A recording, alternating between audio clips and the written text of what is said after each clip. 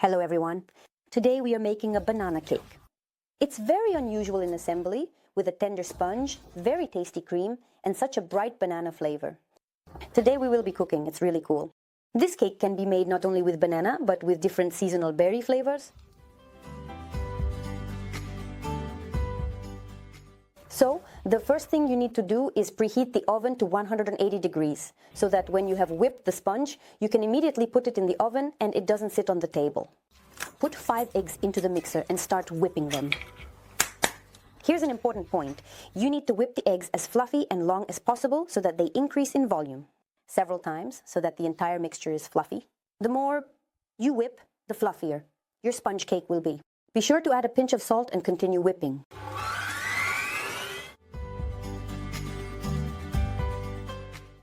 When the eggs are well whipped, add vanilla sugar and regular sugar, and continue whipping. This is the egg sugar mixture we have achieved. Everything is well whipped. Now, we remove the whisk. The whisk and the mixer. We'll still need all of it because it all needs to be washed. So we sift the flour. It's better to sift it directly into the batter. I won't be adding baking powder this time. Mix everything like this. And take a mold with a diameter of 22 centimeters, but no more than 24. Like this. Look at how fluffy the mixture turned out. It almost looks like cream, doesn't it? This is a nice sponge-like batter. You need to mix well so that all the flour is fully incorporated. I have a mold with a diameter of 22 centimeters today. Transfer all the batter here. The oven is already preheated. So put it in the oven for 25-30 minutes. But check to make sure there's no raw batter. And so the sponge cake is ready. Now while it's still hot, I hold the mold and it needs to be done from all sides. Very carefully go around the mold with a knife like this to very slowly and carefully remove it.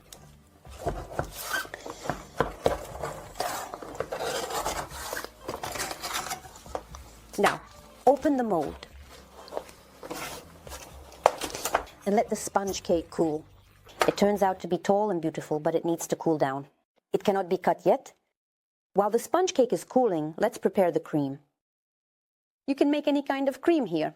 You can even make sour cream with fruits, add a thickener for sour cream, pour it in or add some gelatin, and then cut it. It's up to personal preference. You can use custard, any creams that will hold their shape well when cut. But usually these are creams with gelatin. Or if it's sour cream and creams, then a thickener is added. Thickeners for sour cream so they hold their shape. Or custard, for example, with the addition of butter. Today I will make a festive version. I will use cream and mascarpone. Or you can use cream and Philadelphia. I have a recipe on my channel for how to quickly and cheaply make Philadelphia. 33% cream cold. Whip it.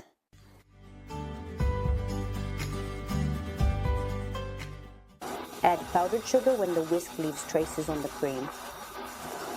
In just 2 minutes, my cream is whipped. I add 3/4 tablespoons of powdered sugar. But this is a matter of taste. Some people like it sweeter, so you can add another spoonful. But I think 4 spoons are quite enough. Now, add the cheese here. I have mascarpone, or you can use Philadelphia, any cream cheese. Like this. Mix the cream and cheese. We have this kind of cream. Now, I will add 2 bananas to the cream. But you can add fruits or berries to taste.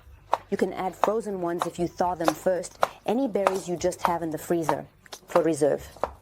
But with bananas, it's always a win-win option. They create a delicious texture.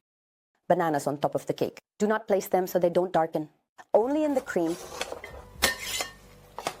So we mix it. The sponge cake has cooled. So we remove the parchment, but it's still slightly warm for me, but I will start preparing. Why should I wait? Well, ideally, if you wait for a while. So now we cut off the top with a knife. I roughly mark by eye about 1 centimeter or something similar or so or thereabouts. And I cut off the top layer.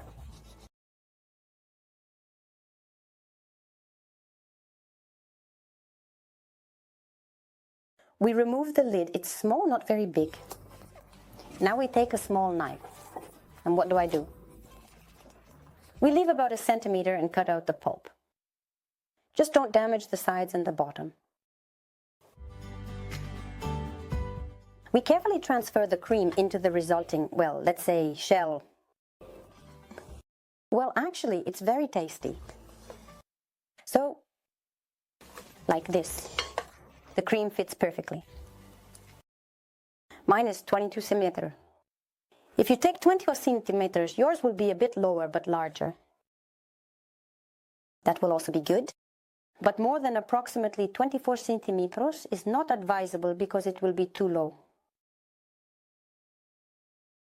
So as I do, approximately somewhere, well, like this, you see, I leave a little with the spoon, so that later, if needed, you can slightly spread it where the lid meets the cake. Slightly. So, look, there you go. Just perfect.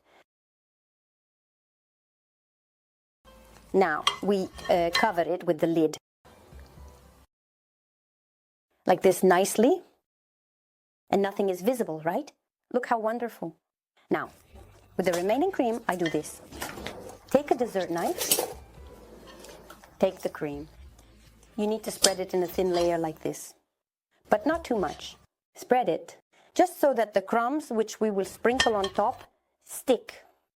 We also spread the sides of the cake. Transfer the crumbs we took from the sponge cake into the blender. And literally in 2 minutes, we make a uniform crumb. Of course, you can do it by hand, but it's only this uniform in a blender. Look at how uniform and beautiful the crumb turned out. Now, sprinkle the top and sides with this crumb. Well, there you have it. The sponge cake is ready. It definitely needs to stand and settle so that it holds its shape well and cuts nicely. That's at least 3 to 4 hours. But I put it in the fridge overnight. We help shape the sides, either with a spoon or a knife. I use a small spatula like this to ensure all the crumbs hold their shape well. Like this. That's it. We let the cake soak overnight. So my cake has been in the fridge overnight. Let's cut it and see what it looks like inside. Look at how it looks inside. You can add not only bananas, but any seasonal berries. Guys, the cake is so delicate, it's like a feather. Look at how well the cream holds. The bananas hardly darken. You can add different fruits, even fresh frozen ones, if you remove the moisture from them well. The sponge is so soaked and the cream is so delicate, you can't even imagine. Such a banana flavor. This is truly a banana cake. Here's a new cake for your table. It's very delicious. I look forward to comments and reviews. Be sure to try it with berries. Especially if you have some frozen raspberries, blueberries or currants, it will be very tasty. In general, try and experiment. I look forward to seeing photos on Instagram. So, kisses and love to everyone. Take care.